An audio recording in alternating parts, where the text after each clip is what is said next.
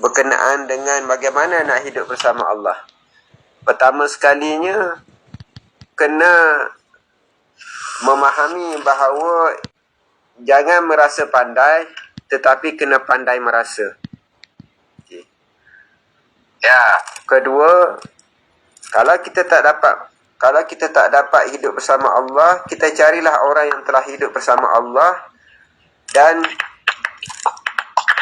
duduklah bersama orang yang hidup bersama Allah tu, kerana orang yang hidup bersama Allah itu mampu menghantar diri kita untuk sampai kepada Allah. Peringkat permulaan, lakukanlah zikir. Zikir apa? Zikir ismu, zikir nama. Mana tak kenal lagi tak apalah, zikir nama dulu. Zikir ismul azham. Zikir nama. Orang yang tak kenal lagi ni, dia hanya sebut pada nama, tak apalah. Zikir pada nama Allah tu, zikir ismul azham. Zikir dia zikir apa? Zikir dia la ilaha illallah. Kena faham, tidak ada Tuhan melainkan Allah. Itu masih lagi dia tak mengenal lagi, dia sebut je dulu. Tapi sebut nama menuju kepada yang ampunya nama. Sebut nama Allah menuju kepada Tuhan. Tapi zikir ni juga dinamakan sebagai zikir nafi isbat. Rejamkan di dalam hati dengan zikir la ilaha illallah tu, dengan menafikan tiada Tuhan yang wujud selain daripada Allah. Untuk peringkat awal ni, amalkan ke dalam hati supaya hati tu bersih, sehingga hati tu berkilat.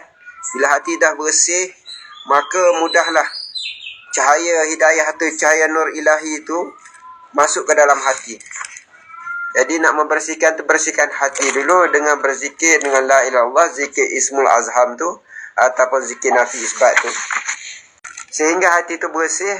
Dan dengan itu hati tu akan sentiasa mampu merasakan hadiran Allah bersama dirinya. Rujuk surah Al-Hadi ayat 4 tu, dia kata apa? Wa huwa ma'akum aina ma kuntum wallahu bima ta'maluna basir.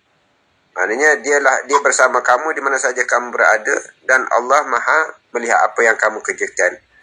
Surah Al-Baqarah 115 tu, walillahil masyriqu wal maghrib fa innama tuwallu fasamma wajhullah. Dan kepunyaan Allah lah timur dan barat, maka kemana saja kamu menghadap, di situlah wajah Allah. Sehinggalah dia ada zikir tadi, ismul azham tadi, zikir dengan nafi isbat tadi dalam hatinya sehingga bersih. Datanglah nur, supaya cahaya mudah masuk itu, cahaya ilahi hidayah tu masuk ke dalam hatinya. Sehinggalah dikatakan bahawa dia nak berbuat sesuatu pun dia rasa malu bahawa Allah sentiasa melihat dia, memandang dia. Allah kemana saja dia menghadap, di situlah wajah Allah. Allah bersama-sama dia. Dia rasa tadi surah Al-Hadi ayat 4, Al-Baqarah 115 tadi, seolah-olahnya dia masih lagi merasakan bahawa Allah melihat dia. Ini makam murakabah. Makam murakabah, Allah melihat dia, jadi dia malu nak buat sesuatu dengan 7 sifat ma'ani itu. Dia tak malu nak buat benda-benda yang tak diredai Allah. Jadi dilatih diri di situ. Apabila dia telah menyuburkan perasaan tu, dia akan naik kepada makam musyahadah, makam penyaksian. Penyaksian macam mana? Dia dah tak rasa lagi diri dia. Yang buta tu dia yang melihat Allah. Yang bisu tu dia, yang berkalam tu Allah. Yang tak ada daya upaya tu dia, yang berkudrat iradat tu Allah. Jadi sehinggalah dia tenggelam kat situ, dia lebur dirinya di situ, ibaratnya seperti besi yang diliputi oleh api itu, sehingga kan besi pun dah tak nampak dah. Yang nampaknya kepanasan, warnanya, panasnya dah, besi dan api itu dah tak nampak. Yang nampak hanya api semata. Kepanasan api itu dah membakar besi itu sehingga besi itu lebur. Besi itu pun dah jadi ibaratnya seperti api, bersifat api. Jadi di situlah dikatakan memandang yang zahir, menilik yang batin. Memandang yang batin, nyatalah Allah. Jadi memandang yang zahir itu, memandang yang tersurat, nampaklah yang tersirat. Memandang sifat, nampaklah zat. Memandang zat, tak lain nyatalah Allah Subhanahu Wa Taala.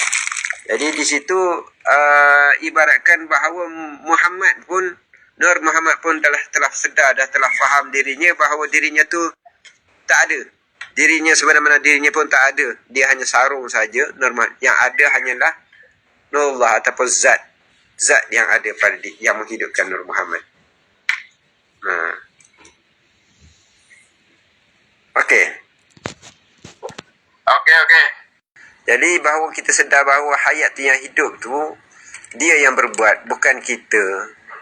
Jadi begitulah nak katakan kita hidup ni hidup dalam kehidupan Allah. Maknanya kita ni digerakkan, dihidupkan oleh Allah.